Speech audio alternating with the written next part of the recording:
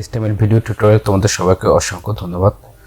আসলে একটা form create করার জন্য তার মধ্যে যে বিষয়গুলো উল্লেখ থাকে সেগুলো হচ্ছে একটা ইনপুট এবং সেটা অনেকটা ভ্যালু থাকে, সেটা হচ্ছে টেক্সট এবং টাইপ, মানে কোন ধরনের কীভাবে কাজ করতে হবে সেটা, ইনপুট টেডো চেকবক্স, এই অনেকগুলো থাকে। তাই আমরা গতদিন সেটা দেখেছিলাম যে ইনপুট কীভাবে টেক্সট ব্যবহার করে, যেমন ফার্স্ট নেম, লাস্ট নেম এবং সাবমিটেড ডেডো চেকবক্স দেখেছিলাম এবং এখানে ডেটটা দেখছিলাম। আর বাকিগুলোর মধ্যে ড্রপ ডাউন, আউটগ্রো, ফিল সেট এবং আউটপুট ট্যাগ এবং কালার এগুলো বাদ ছিল।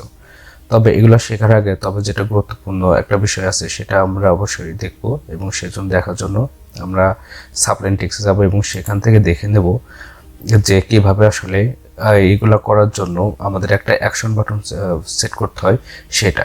তাহলে দেখো, এই হচ্ছে আমাদের একটা ফর্ম, যেটা আমি যদি রান করি তা দেখি আমাদের কি দেখা যায়। তো এখানে আমাদের এই বিষয়গুলো ছিল, উল্লেখ ছিল এখানে। তো এখান থেকে দেখো user name, first name, last name, এই বিষয়গুলো যদি আমরা ফর্ম ফিল আপ করি, ধরো ইউজার নেম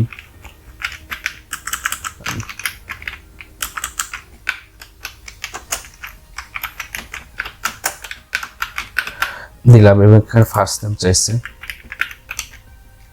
এবং লাস্ট নেম ধরো আমি সরকার দিলাম, এবং দেওয়ার পরে এখানে কিছু পাসওয়ার্ড আছে, সেম দিয়ে দিতে পারো, কনফার্ম পাসওয়ার্ডও দিতে পারো, যা খুশি একটা ইমেল দিতে পারো, এবং জেন্ডার মেল এবং অ্যাকসেপ্টেড, ডেট অফ বার্থ যে কোনো একটা দিয়ে দিতে পারো, মোবাইল নাম্বার দাও, অ্যাড্রেস দেওয়ার পরে এখানে একটা সাবমিট আসে।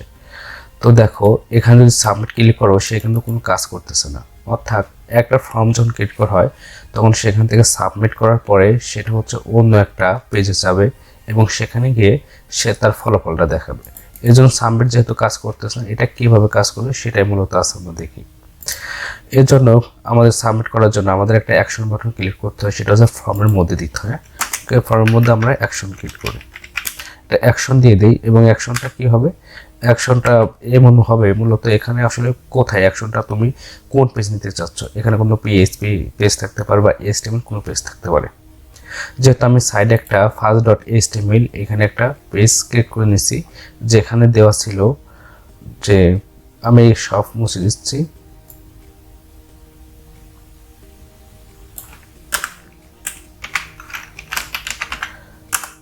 তাহলে এখানে বডির মধ্যে লিখে দিলাম আমরা, ধরো একটা H2 ট্যাগ দিলাম এবং সেখানে লিখলাম thanks for submitting.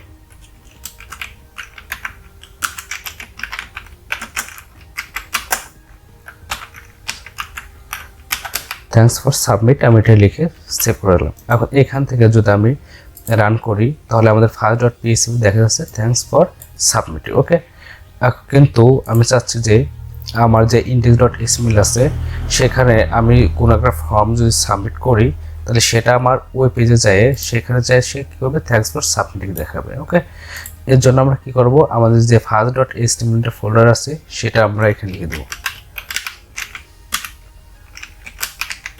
First dot HTML লিখে দিলাম, সেভ দেই এবং রান।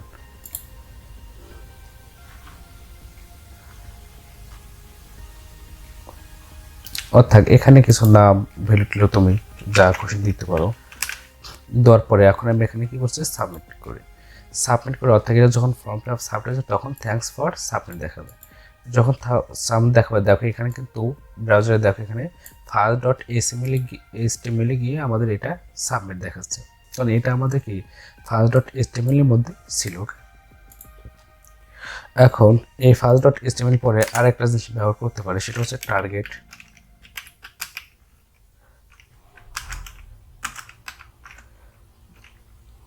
টার্গেট অনেক সময় এটা আন্ডারস্কোর দিয়ে ব্ল্যাঙ্ক, এটার কাজ মূলত কী করে, সেভ এবং সার্চে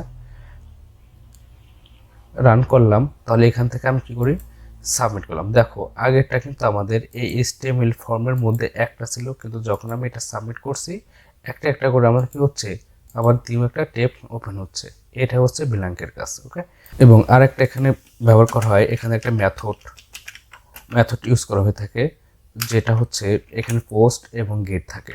তাহলে আমরা প্রথমত গেট মেথডটা দেখি কি বলে এটা।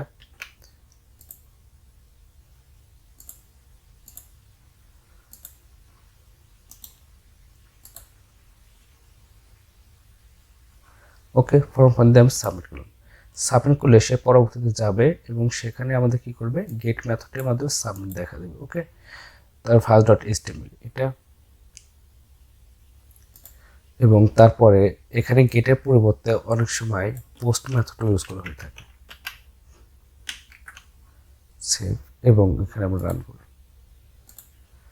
দেখো, আসলে মূলত গেট পোস্ট দুটাই একই ব্যবহার করা হয়, তবে এটা কাজ হচ্ছে যে যখন পোস্ট মেথড আমি এই ফর্মগুলো পূরণ করার পরে প্রত্যেকটা যে মান থাকে, যে এখানে যে প্রত্যেকটা মান থাকে যে ফর্মটা যদি পূরণ করি, তাহলে সেগুলো হচ্ছে পার্ট বাই পার্ট এখানে লেখা দেখাবে, ঠিক আছে, কিন্তু গেটের ক্ষেত্রে সেটা আর দেখাবে না। ওকে, এই হচ্ছে আমাদের অ্যাকশন বাটনের কাজ। ধন্যবাদ সবাইকে।